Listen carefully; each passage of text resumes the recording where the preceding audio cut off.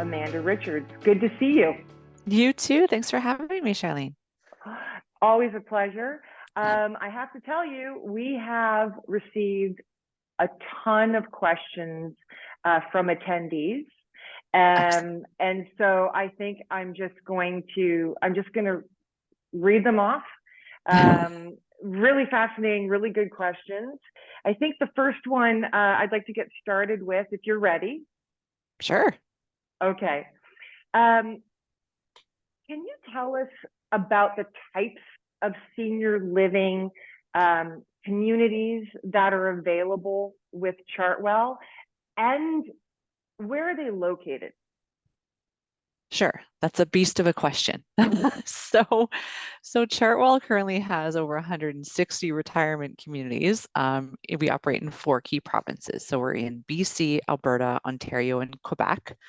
So most of our suites are in Ontario and Quebec.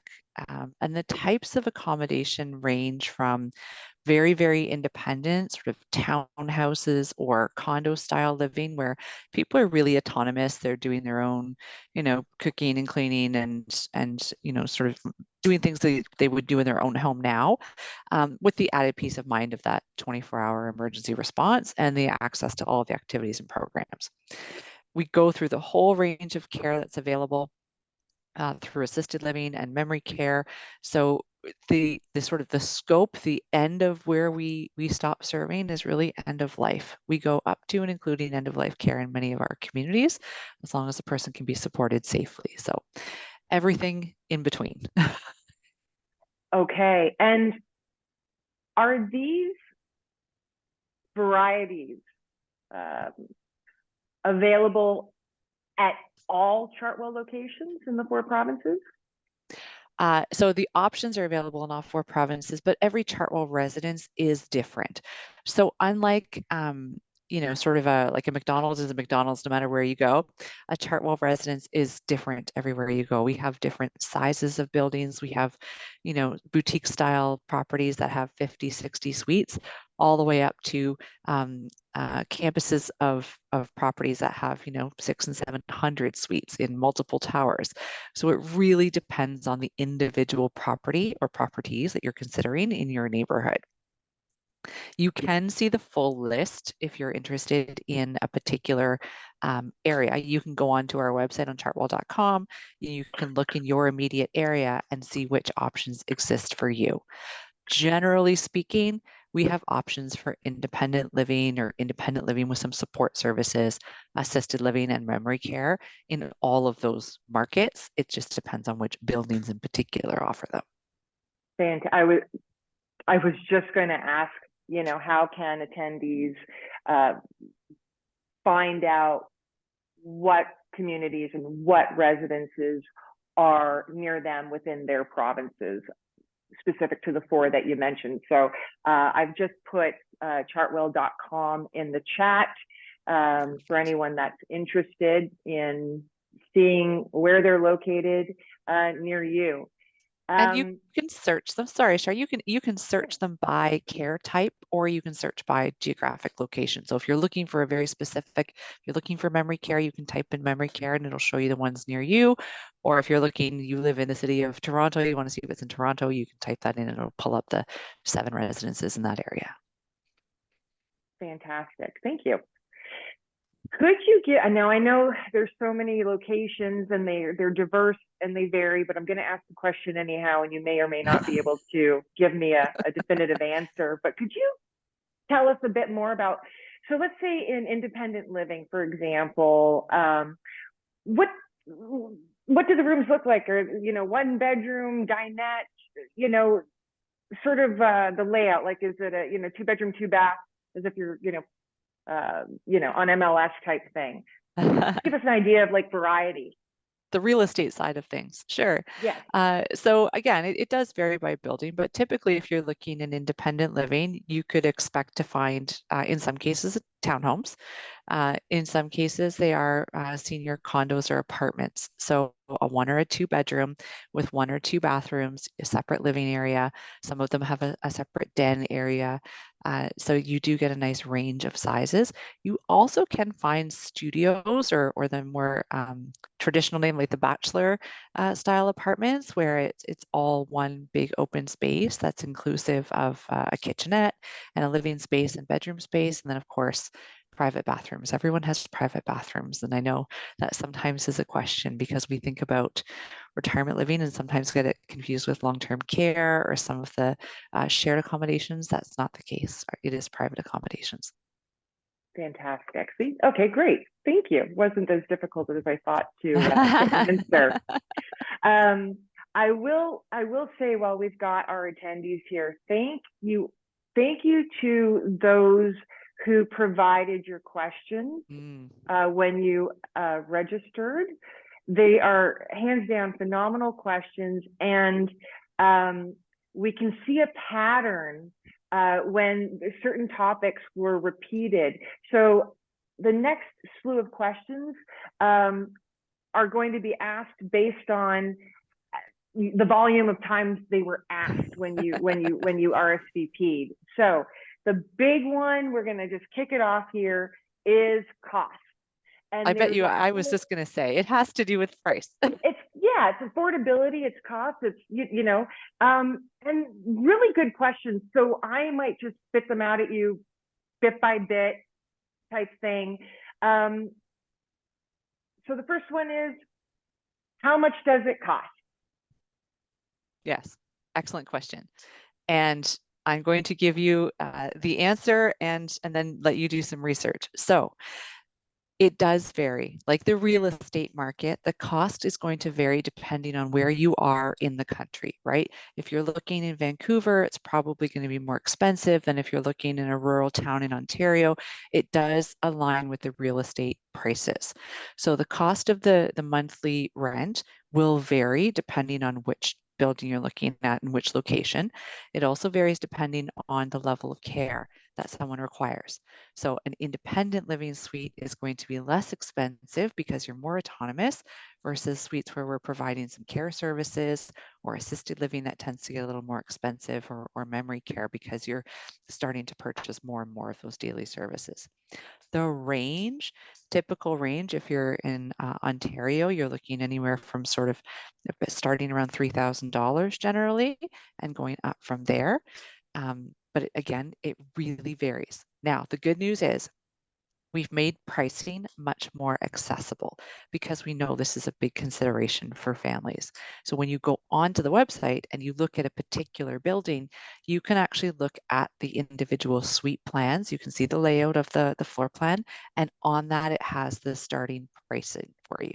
So you can see the prices and what's included in the prices by suite type.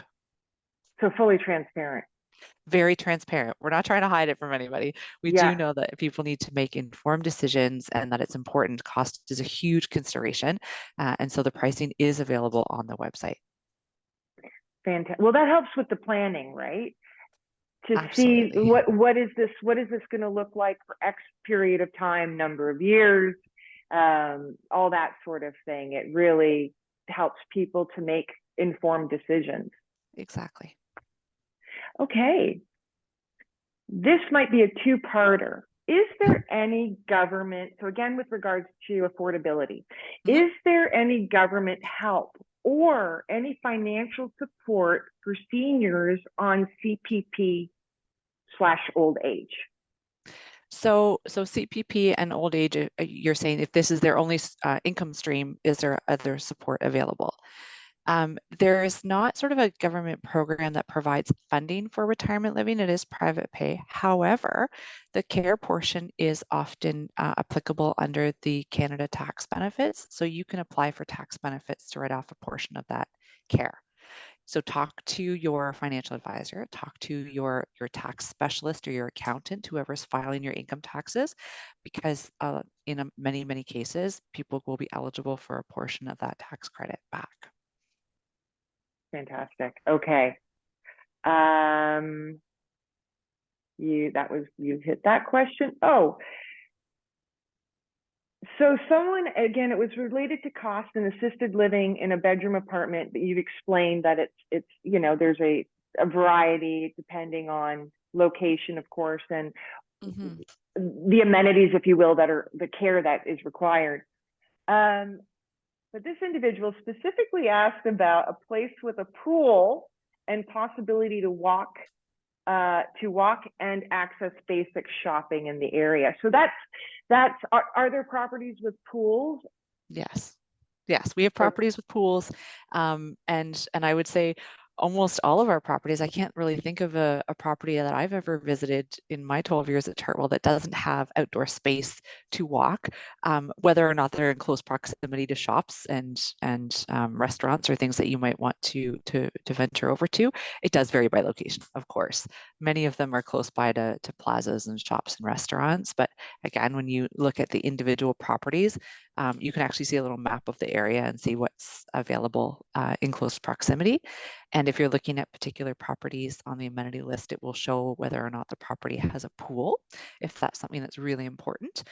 The other piece to consider is if swimming is the piece that's important and the property does not have a pool, I would ask questions to the retirement living consultant or to the lifestyle and programs manager at that property, because a lot of them actually arrange outings to local swimming pools or to local rec centers. So if that's something that is really valuable and something you want to continue to do, then make sure you're asking the right questions to see if that's something that's accessible, even if there isn't a pool on the premises. That's I'm so impressed. I'm just so impressed that When are you moving in? Listen, you know what?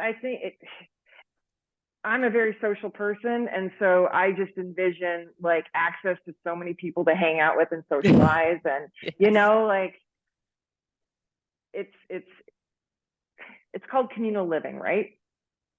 And that's community, and obviously with Amintro, that's what we're all about, type thing. So for me, it resonates perfectly, right? Of course.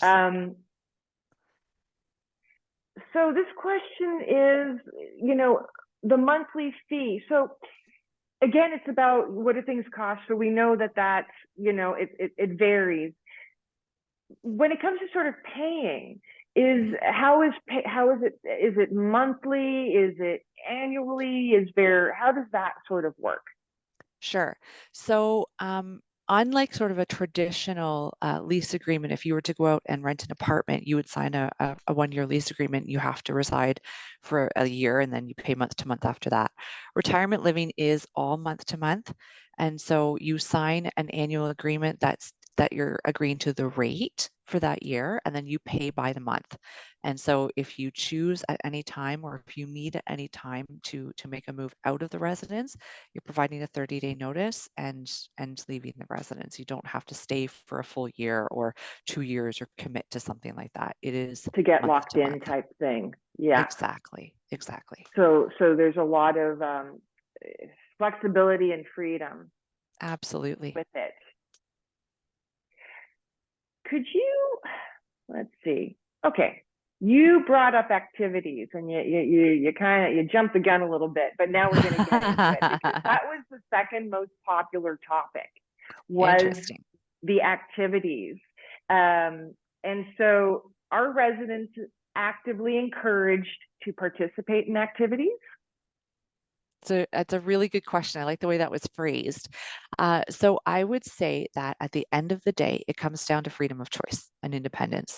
And our residents have the ability to choose whether or not they want to participate in activities that they would enjoy. Some people want to participate in everything. They're very social. That's great. Yes, you would be leading the activities, I think.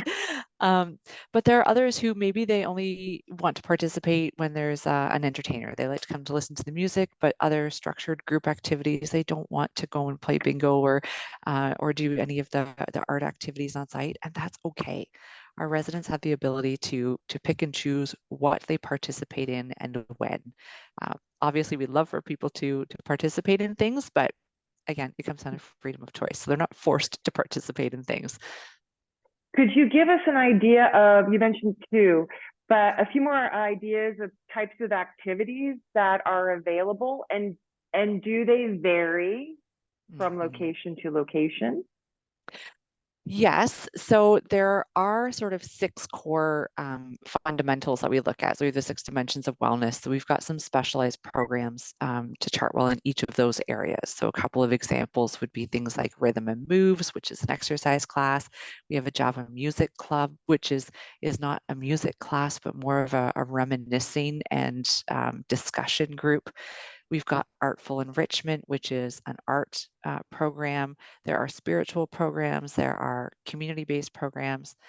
One of the ones that I love the most is our Hope program. So our Hope program is basically a resident organized group in the home that looks to give back to the local community in some way. So some of these Hope programs knit caps for premature babies at the hospital. Some of them put together mats for homeless people. Some of them assemble lunches for children who might not have a nutritious lunch at school, and they assemble these lunches and then bring them over to the schools. Whatever way is impactful and meaningful for them to give back to their local community. So there are activities that are purposeful and meaningful and engaging. There's also, of course, a lot of fun. Most residences, you will find a pub night. You're going to find some kind of men's club in a lot of them, or a poker night. There's outings. There's opportunities for people to enjoy entertainers and things coming into the home.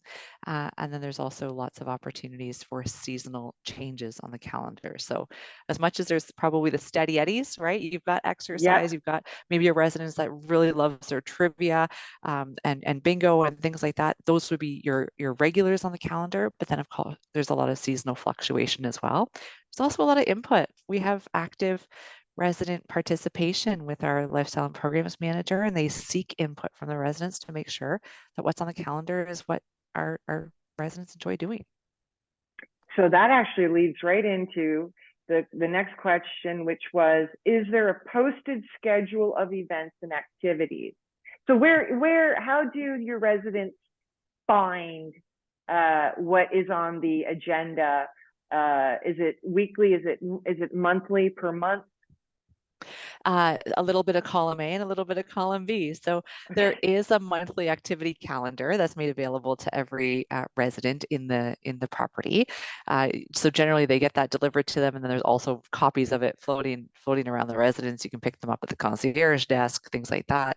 Families often have copies mailed to them or emailed to them so that they can come in and participate in activities as well. And then of course they're posted every day. And some of the communities have sort of a board that shows them for the week. So every community has all the activities posted every day in the common areas, and then they have monthly activity calendar that's accessible in print or digital forms. So family can come and participate as well. Absolutely. Family, friends, we want people to come in and enjoy. This is a time in life when a lot of our residents are sort of reaping the benefits of years of hard work. They have an opportunity now to do the things they love. They want to do that with the people they love. So we encourage people Right. to come in and participate. See, I learned every time. I learned so much. I didn't last time we spoke, I learned about the country kitchens. Oh, that's right. Remember? Yes. So many of, for those of you that may not be familiar, many of the properties have country kitchens that the residents can use. And, so if you have a passion for baking, for example, or if you want to have your family in for a family dinner, the kitchen is available for residents. Exactly. Correct? Yes. Mm-hmm. Are there opportunities to interact with the surrounding community, such as scheduled outings and or volunteering opportunities?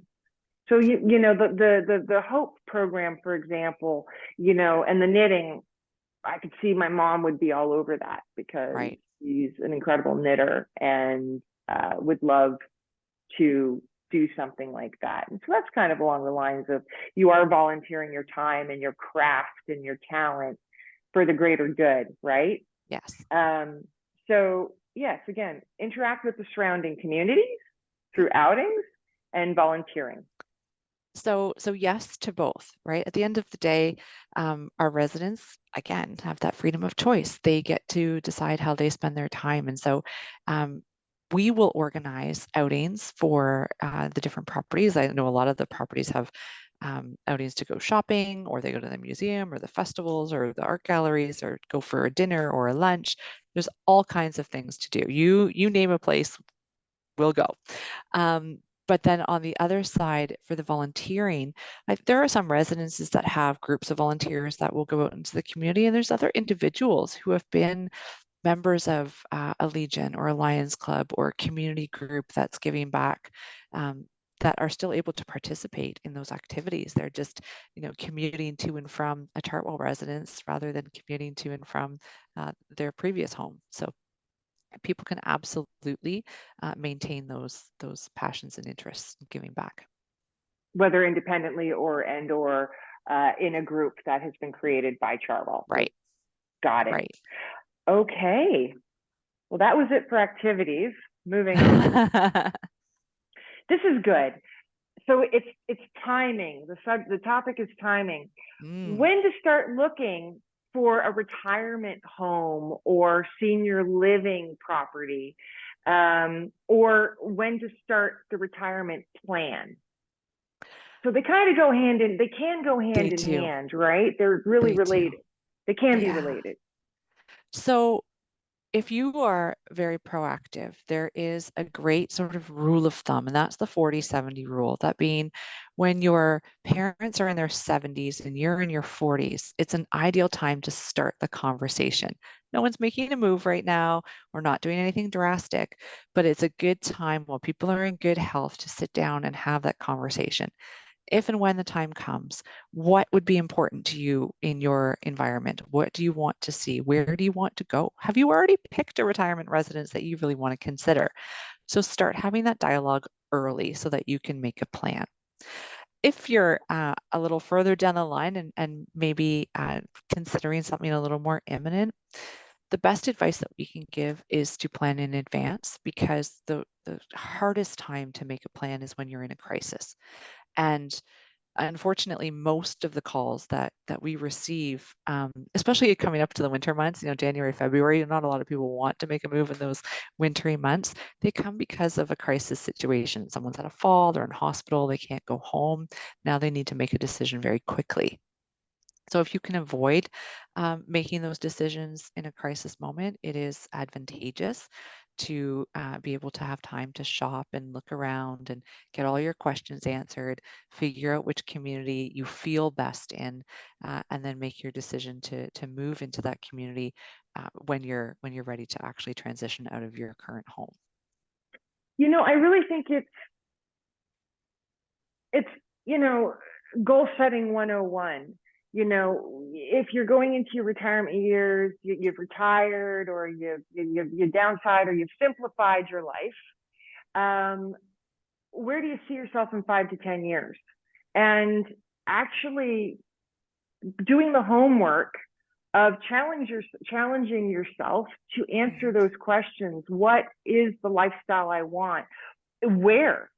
Do I want to remain in the same town, or am I interested in being closer to my adult children who've moved thousands of, kilometers away, type thing? What does that look like? And it doesn't have to be, written in stone. Things obviously change. But if you have sort of like a vision board, if you will, or your bucket list of, this is my lifestyle for the next number of years, this is where I'd like to be, this is the type of, lifestyle and so forth.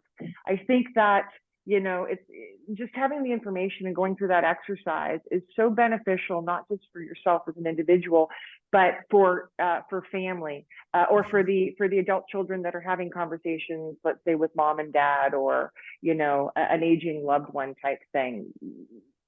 Yeah. Being informed, even if the choice, you're forced to make the decision due to an issue, a crisis, at least you were informed. And so even in crisis, you can articulate, This is exactly what I want type Yes. thing, right? So Yes. having, just being able to make an informed decision and having that information. I'm very much an advocate of give me the information so that I can make the decision, so I control the choice, right? So I get what I Exactly. want type thing Exactly. in every stage of life. So I yeah, I can't support more plan, have the conversations, go do a tour, go to the website, take a look around, what's in the community. If you like an area, then head on over if Yeah. possible and see if there is a grocery store, or if it's got, if it's a type of walking distance or whatever it is that you really want for yourself, right? And do it Yeah. comfortably, have a cup of coffee while you're doing it, enjoy the tour, right? Enjoy the experience. And, the thing that we hear most often is, oh, I wish I'd done this years ago.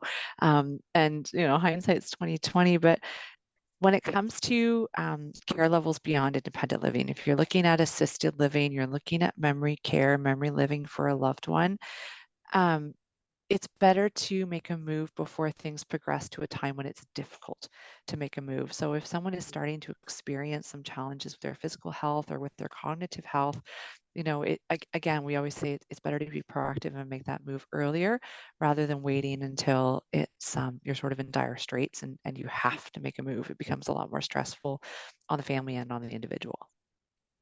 Absolutely, for sure. Um, okay, plan of care. The question Hmm. is there a written plan of care for each resident? Yes. So there's a written care of care for every resident who resides in independent living with supportive services, assisted living, and memory care. If you are living in a very independent, like a full condo or apartment style, or like a townhouse without any individual care services, people have the option to opt out of that. But within the other types of care, they don't. It's actually it's a requirement for us to be a licensed retirement living provider. We have to have a plan of care for every resident, and we review those every 6 months with the resident and or with their family responsible party. Okay, thank you. You're welcome. Going back to visitors. So the question specifically is, are visitors allowed at any time, or are there specific visiting hours? That's a really good question. It is a resident's home, and so they can have visitors whenever they like. There are no set visiting hours. People can come and go to your home anytime as long as you're a willing host. And so the same goes for our residents. They're able to have guests at any time. And so what is the process? I've been to a few locations and I check in at the front desk or with the Yes. concierge, like going to see my friend in downtown Toronto. I've got to check in at the concierge and uh, put my name and in my case, my license plate, because I'm using their parking lot too, right? Sometimes at our residences that happens too. Also, yes. Okay. So Yes. it's just like going to a condo Yeah, and it's more for situation. safety, Yeah. right? It's a safety thing. Hmm. It's we need to know how many people are in the building at any given time. It's a safety requirement. So we ask people to sign in as a visitor at the front desk and then just to sign out to let us know that they've left. Okay. Religious services. Are religious services provided on site or available nearby? So I think I can answer available nearby. It would be specific to, you'd have to kind of take a look at the particular location and see Right. what is in proximity within vicinity of. But on site services, that's interesting. Yeah, and most of our residences do have an on-site chapel or spiritual area within the property, and in many cases, they have different denominations coming in to provide services for residents. Sometimes it's a non-denominational service. Sometimes we have properties that have really high populations of one particular denomination, and so then they are able to have services for those individuals in the residence as well. There's no restrictions if someone has a particular religion and they would like to have someone from their religious organization come in and use the chapel space with them. That's absolutely fine.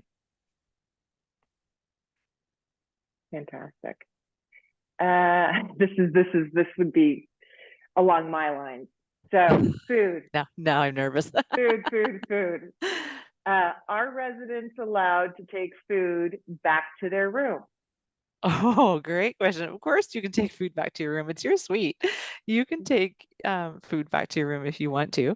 Now, we do serve our meals in our dining rooms in the residences. In some cases, we have independent livings. People are doing some of their own cooking, but we serve the meals in the dining rooms. If someone's not feeling well and they're not able to come to the dining room, we can also arrange for a tray service to be brought to their suite so that they don't have to get up and dressed. If you've got the flu and you're not feeling great, you don't want to be going into the dining room and sitting down with everyone else and eating. So we can make arrangements to bring food to our residents. And of course, we've got bistros and snack areas and sometimes some really fantastic culinary creations that are put together by our teams. And so people want to, enjoy a little extra, take that back to their room. Of course they can. Fantastic. I'd be going after the cake and cookies, but oh, there's some good stuff. Oh, this is interesting. It goes back to services. Are services such as hospice or physical therapy available? Yeah, excellent question. So I feel like a little bit of a broken record saying, well, it really varies by location, but it does because it comes down to the care level as well. So where we have assisted living, we have physiotherapy services on site. Where we don't, we do have some homes that have physiotherapists that come in. They have partnership agreements, or we have other opportunities for residents to engage in physical therapy with their own physical therapists that come in or that we take them out to see. So the short answer is yes. If someone requires physio, that's something that we can help coordinate. And what was the other part of that? Physio, hospice. Yes, hospice. So hospice is a highly specialized service, and if someone does require hospice services, sometimes they make a move. But we also have a lot of times where people are having those services that are being provided by external organizations within their Chartwell suite.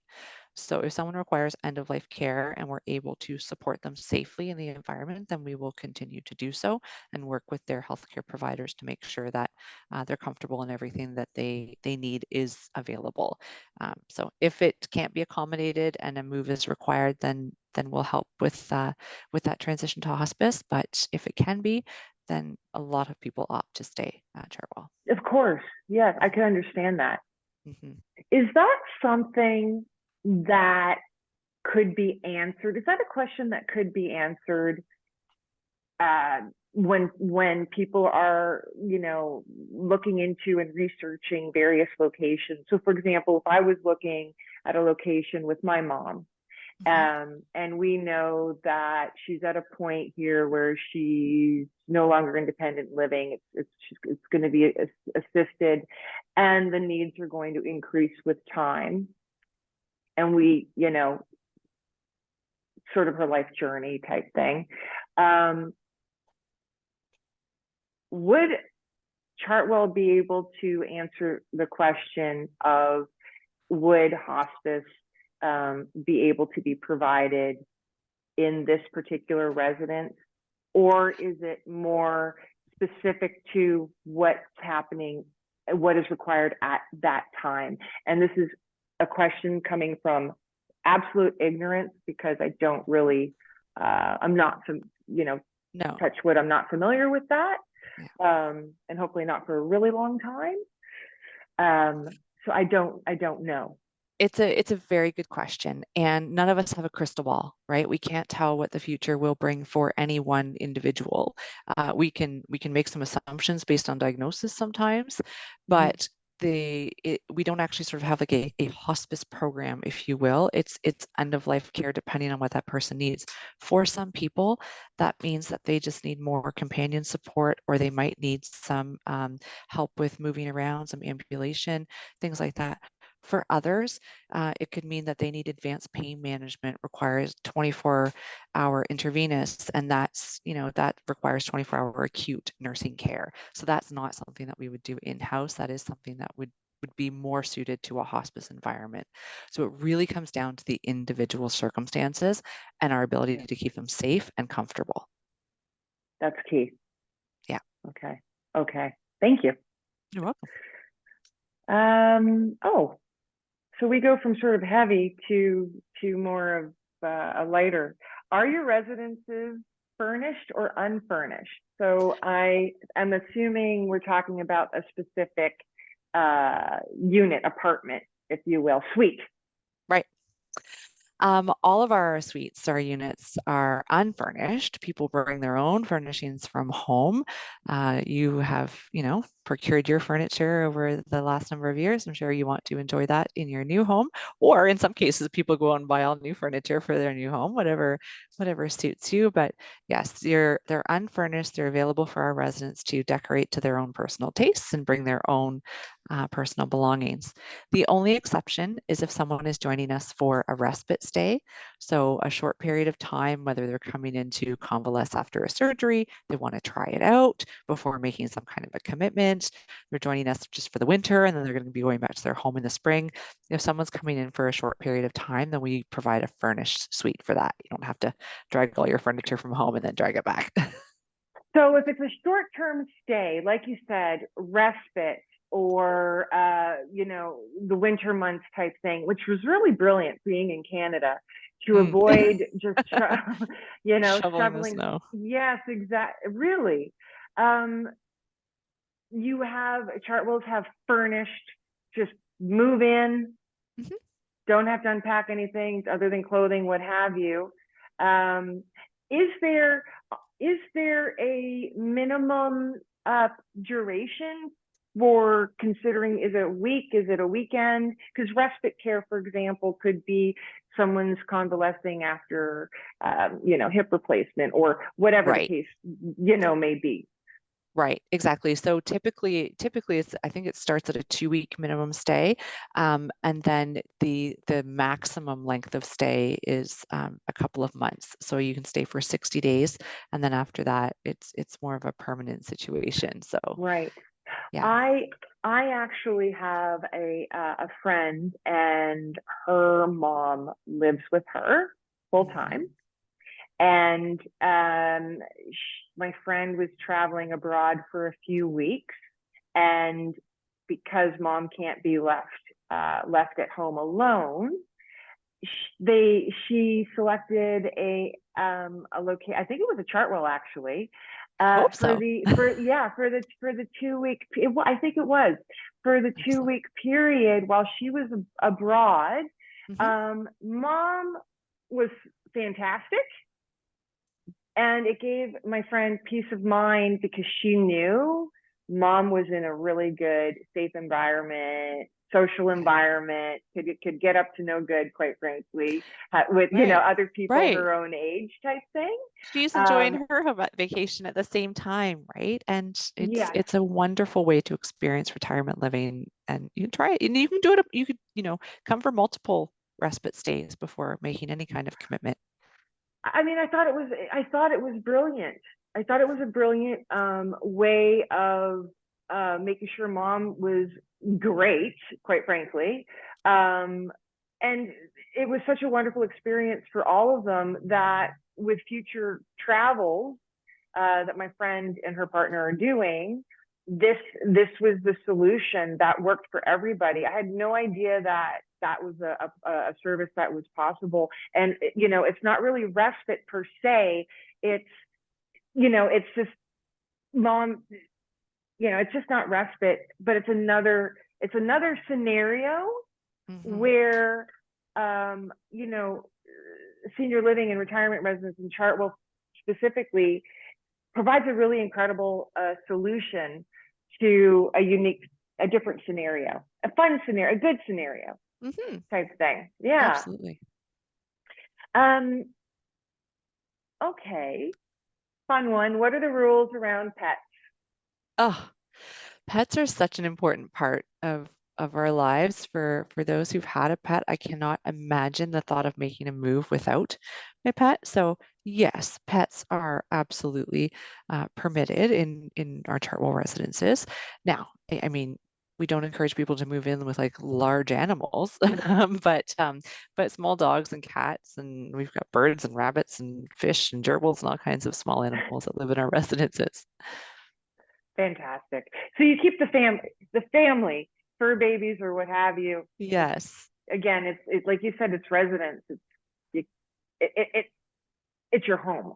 It's your home. It's right? your home. And it's also your pet's home. So we do have to make sure that our residents are able to look after their pets. But as long as they're able to look after their pets are usually more than welcome. Wonderful. Okay. That was it for the questions that were provided earlier. I'm just going to take a look in the comments. Again, please post your questions in the chat here. I have a question. Okay, Drew George, his question is, what is the process for moving into a senior living community? That's a really good question. That's actually a really good question. So basically, you can go and do your research, talk to the community that you're interested in, have a tour, make sure you're comfortable. Once you decide that you've picked where you want to move, we will do a health and wellness review, which is, it's a fancy way of saying an assessment, but it's not a really in-depth assessment. It's simply an opportunity for our nurse to make sure that we're able to safely accommodate the individual who's moving into the residence and to get that plan of care started. Once that is done, we sign the lease agreement, and then you can make a move into the residence. Fantastic. Okay. Drew, thank you for that question. It's 2:48. If you have any other questions, please put them in the chat. So I'll just give it 30 seconds here. To see if there's any more questions. I think we've covered a lot of area in the last 45 minutes here. Absolutely. And if people have more questions that perhaps are not as comfortable asking in a setting like this, or they think about it after the call ends, they can also go onto our website and you can send us an email and ask anything you would like, and we will respond to you. Yeah, in fact, while you're on that subject, let me just share a screen here with information for our attendees. We've got the website. We have a 1-855 number, and of course, I'd say visit any Chartwell near you once you identify where they are located in your province, in your area, from the Chartwell website. Or if you just want to have a phone call, the number's right there for you. I think we might have a question. I'm going to stop sharing the screen and go back to the chat. Tom M. Is there parking if you have a car? Yes, at most of the residences, there are parking options available. So depending on the residence, some of them have underground parking, some of them have above ground parking. It's just something that you need to inquire about with the individual property that you're considering. But the short answer, of course, is yes. Wonderful. Well, I would say that's a wrap. Amanda, thank you so much for going through the questions with us and providing so much information. And to our attendees, thank you for the phenomenal questions. I hope that you got your questions answered. So thank you again for joining us today.